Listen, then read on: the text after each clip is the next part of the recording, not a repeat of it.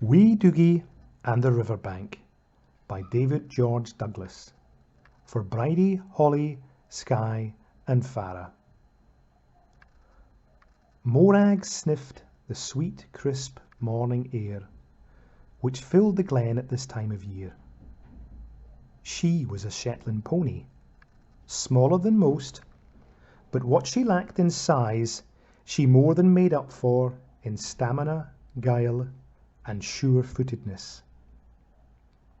She was given to Wee Dougie as a very young foal, and had lived all her days in Glen of Kilkettle, an elf glen hidden in the mists of Highland Scotland. Morag's stable had been added to the rear of Wee Dougie's home in an old reclaimed badger set. The third member of the household was a haggis called Shoogle. He'd been rescued one day by Dougie from some humans with a chasing pack of dogs, and had stayed with Dougie ever since. He was not the bravest of creatures, and also had more than his fair share of vanity, but he was very faithful to his elf master. As nothing much was happening at this time of year, Wee Dougie thought it might be a good opportunity to visit his friend Benjamin Badger. It was Benjamin's old set that now provided a snug little home for the three friends, after the badger had moved south a long time before. Wee Dougie had helped Benjamin find a cure for his friend the mole, after he'd eaten some poisonous mushrooms by mistake. Dougie had caught the travel bug since becoming the clan representative, and had to attend various events on their behalf. After spending the rest of the day making ready, they had a good night's sleep and were off at first light. Wee Dougie strapped Shoogle on his back and rode part of the way on Morag, but sometimes preferred to walk alongside to stretch his legs. Shoogle, with his two long legs on one side and two short legs on the other, ran around in ever-decreasing circles one way. Then he changed direction and did the same thing the other way. Dougie said that he was getting dizzy watching him, and lifted the haggis onto Morag's back and told him to sit still. They spent at least a week on their journey south, stopping off each evening at an elf village and exchanging news with other clans. "Do you know where we're going?" asked Shoogle one morning. "Yes," replied Dougie.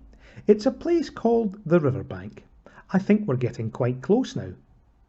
Morag lifted her shaggy head and sniffed the air.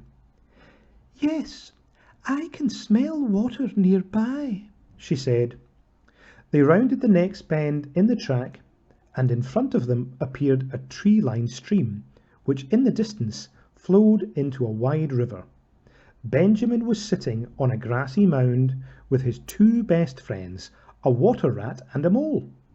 They had a large blanket laid out on the ground in front of them, with lots and lots of food and drink. On spotting them, Benjamin jumped to his feet and said, "Aha! We've been expecting you. Come and sit yourselves down. There's plenty for all of us." Benjamin introduced his friends. "This bewhiskered rodent is Ruffy. He boarded a ship one morning in La Rochelle and ended up here a few days later. The smaller one with the black velvet coat is Monty. He's been here forever and knows everyone hereabouts."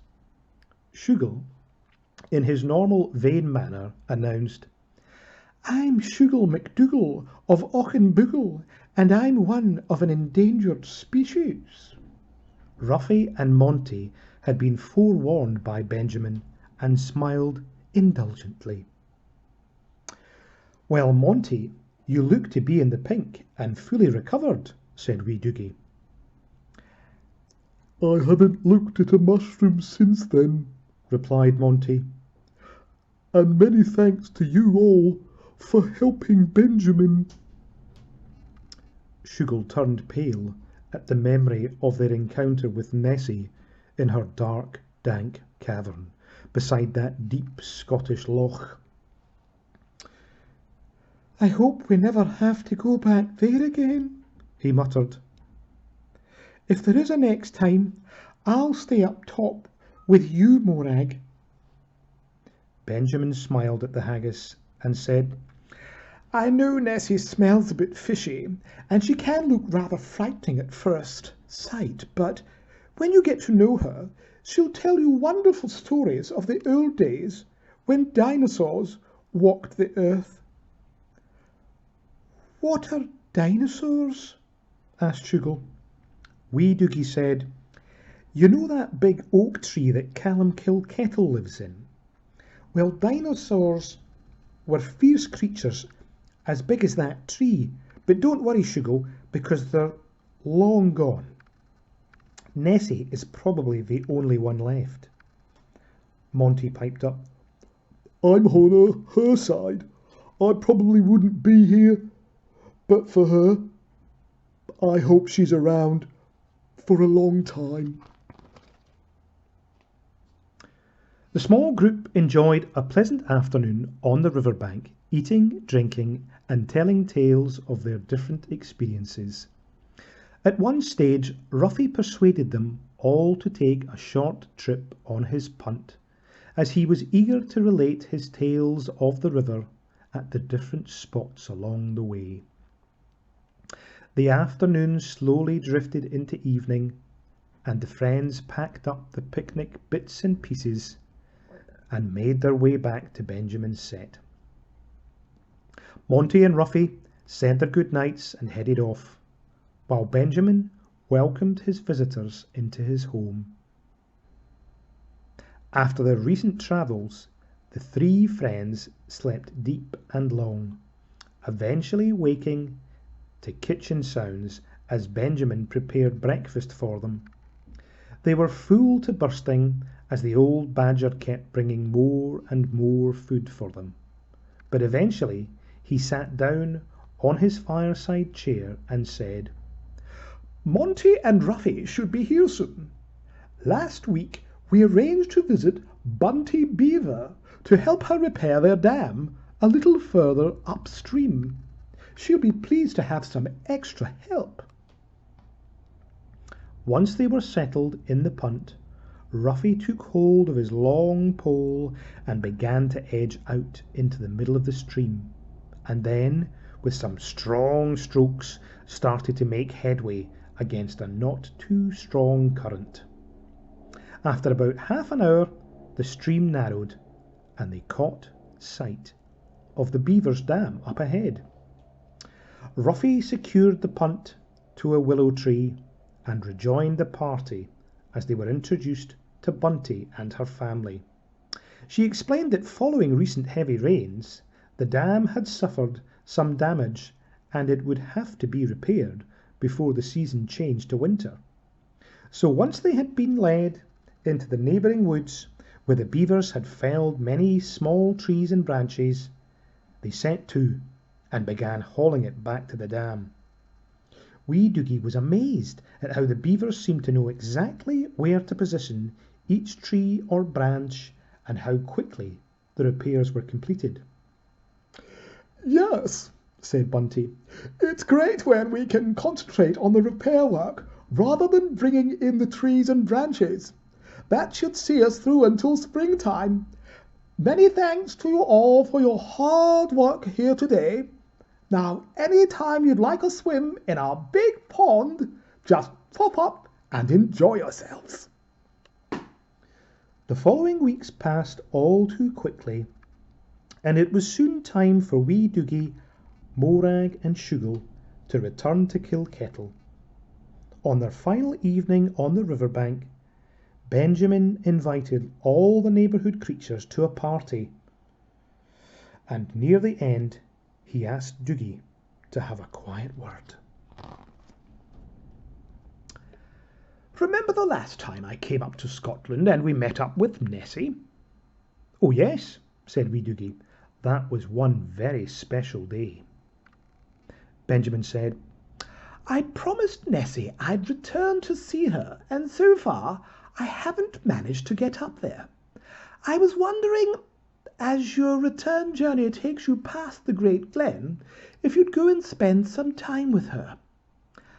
I think she has a pretty lonely life, and she doesn't get the chance to mix with fellow creatures. Tell her I promise to call and see her next summer." Wee Dougie smiled at Shoogle, who was looking very sheepish at the thought of being anywhere near Nessie. "Don't worry, Shoogle. When we get there, you can stay up top with Morag." "Oh, that's very good of you. It's just that she smells so fishy, and she kept looking at me like I was lunch or something. Do you think she's ever seen a haggis before?" "I would think Nessie's seen just about everything," replied Dougie. They waved farewell to their riverbank friends in the morning and began the long trip home with a short detour to the Great Glen of Scotland. As it had been Benjamin who had been looking on their first search, it took Dougie a little time to find the right spot on the shoreline of the long, narrow loch. There it was hidden behind some thick gorse bushes, a small, thin cleft in the rock face no one would notice walking past. Morag and Shoogle made themselves comfortable on a grassy mound nearby and settled down for the rest of the day. Wee Dougie made his way down the slippery stone steps, trying to remember from his first visit where some steps were missing which needed special care. Eventually he reached the bottom cavern with the large dark pool at its centre, and he looked up to make sure the large horn was still in position on the stone ledge. Sure enough, there it was. Dougie carefully lifted the heavy object down to the floor and moved it close to the edge of the pool. Taking a firm grip, he lowered the wide end below the surface, and after several deep breaths, he blew as hard as he could into the narrow end. As before, Wee Dougie was amazed to watch the bubbles disappear downwards, making with an eerie sound. Just as Benjamin had done on their earlier time there, Dougie blew the bubbles many times for an hour or more before taking a rest. First came a plump, plump, as the water in the pool began to swirl, and then came Nessie's slate grey head, rising several feet above Dougie. "Hello, my small friend. What a pleasant surprise. I knew it wasn't Benjamin's call, so I was a bit puzzled, but it's very good to see you." Although he remembered how friendly and helpful Nessie had been in the recovery of Monty to full health, Dougie gulped at the sight of this ancient sea serpent towering above him. "I've just been down to the riverbank to visit Benjamin. He sends his deepest apologies and promises to come to see you next summer," said Dougie. "I'll give him what for. When I see him, he should have been here this summer. Never mind, he must have had his hands full getting his friend the mole back on his feet. Are you here for anything in particular, Wee Dougie?" No, said the small elf. "Benjamin thought you would like a visitor, and this is on our way home anyway. What have you been up to since I was here last?" "Well, now, let me think. The blue whales challenged me to a diving contest to see who could go the deepest. I won easily. They're far too big and bulky to reach far down, but I did come across something rather odd when I was on the ocean floor. I discovered a very strange-looking object, all shiny, with glowing lights coming from it, and little creatures staring at me from the window openings. One of them came out and talked to me, but it wasn't any language I could understand, and I've heard most in my lifetime. That reminds me, said Dougie. How old are you, Nessie? The great sea serpent smiled down at Wee Dougie and replied, Well, I was here long before your ancients arrived from the Northland and built your strange stone circles. In fact, I can remember when this country formed part of the main continent, so I couldn't swim all the way round, and it was covered in ice, deeper than this loch. It was a long time before any of your creatures came about, but, of course, back then I had my own kind and other dinosaurs. Nessie paused, and a tear ran down her cheek and dropped into the pool from the end of her nose. I think I'm the only one left now, Dougie. I haven't seen any of my family for such a long time. Oh, Nessie, I'm so sorry. I shouldn't have asked you about your age, said Dougie. Just water under the bridge, said Nessie. And anyway, I've had a lot of fun along the way. I do wonder where those creatures came from in that strange thing at the bottom of the ocean. Gosh, I'd like to see that too, said Dougie. Well, maybe next time, she said.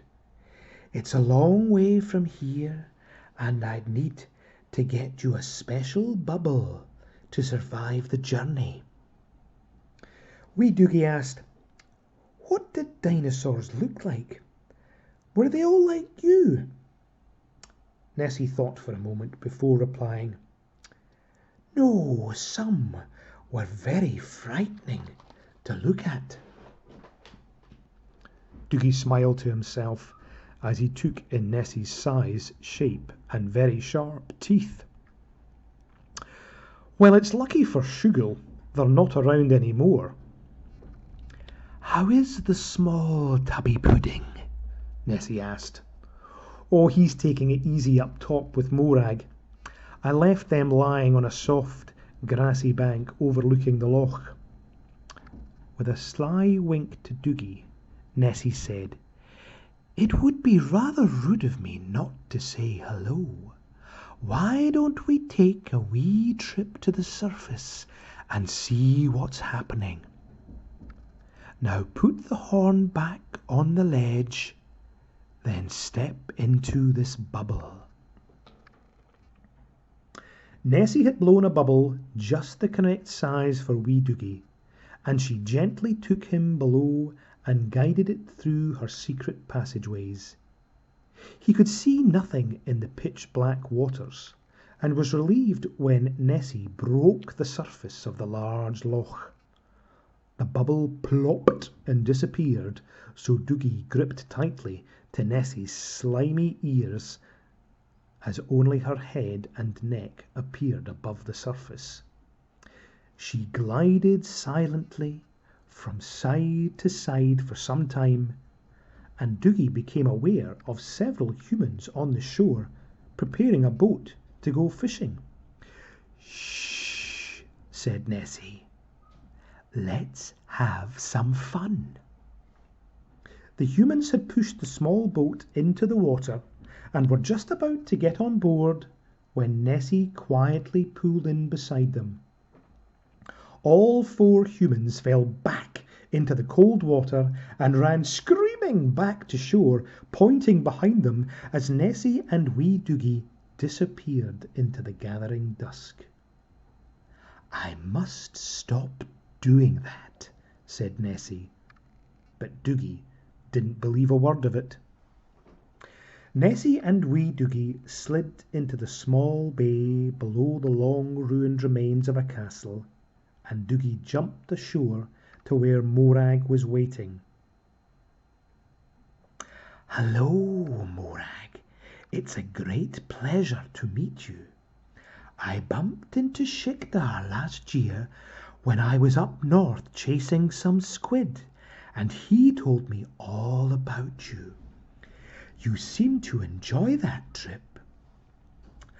"Hello, Nessie," said Morag. "Yes, we had such a great time, but it passed so quickly. I hope Wee Dougie is selected again to help Santa." Nessie looked around and whispered, "So where's the bravest haggis in Kilkettle?" "Right behind me, of course," answered Morag, shifting to reveal the shaking pudding. "Ah, there you are, Shoogle," Nessie responded. My, and here's me, a big soft lump, just back from scaring the living daylights of some humans not too far from here.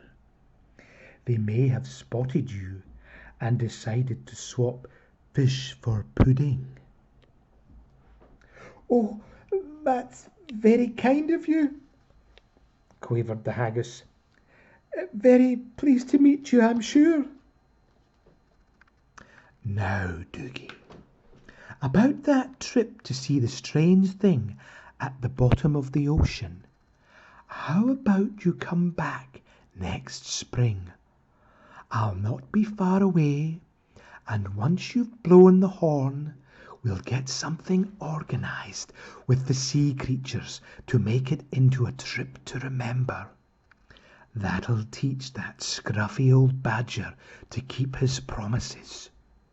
You can make Benjamin so jealous with stories of the underwater world when we get back." "Oh, thank you," said Wee Dougie. "I'm looking forward to that already." "Well, I best be getting back to my own world. Thanks for your company, and I look forward to seeing you all again in springtime. Even you, haggis," said Nessie, as she slid beneath the dark waters of the loch. Wee Dougie, Morag and Shoogle made their way back to their home in the village of Drumbodnod, in the glen of Kilkettle, deep in the Scottish Highlands.